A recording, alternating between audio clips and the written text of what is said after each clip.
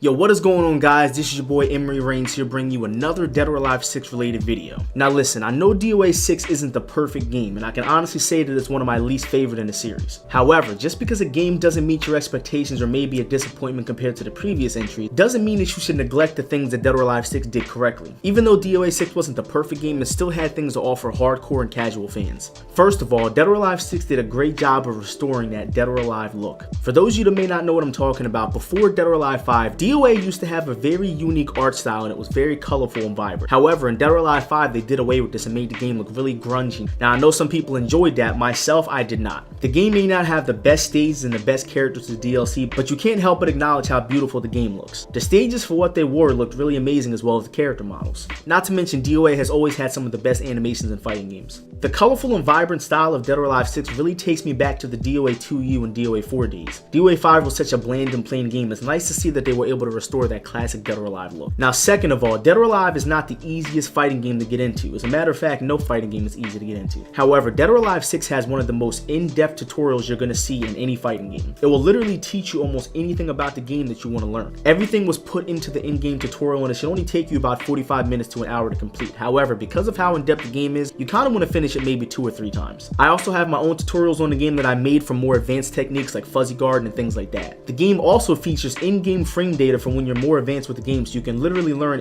everything about the game at the palm of your hands. Recently, other games like Tekken put a punishment guide and frame data in their own game to follow suit. Third of all, Dead or Alive 6 has a free-to-play version called Core Fighters. With this version, you have access to every single stage for free, as well as certain characters that are free throughout certain time periods. There are other characters that are always going to be free, like Diego, Kasumi, and Bass, but during this time period especially, there's actually going to be characters that Team Ninja's throwing out. Like right now, they're doing Lei Feng, they're doing other characters like Phase 4. So if you guys want to try out characters that you haven't got to try out yet, download Core Fighters and get your hands on those free versions of those characters. Now look, guys, I know DOA 6 has its issues, and I'm not trying to say DOA 6 is a great game. However, I just don't want to overlook the things that DOA 6 had great to offer. It does suck that DOA 6 didn't do well as a game, especially with how much we all love the game, but that's not going to stop me from loving this series and supporting the game. There's a bigger picture here, and I really hope that I'm not the only one who sees that. I will check you guys next time. Be sure to subscribe to my channel for more DOA and fighting game related content. I will see you around. Peace.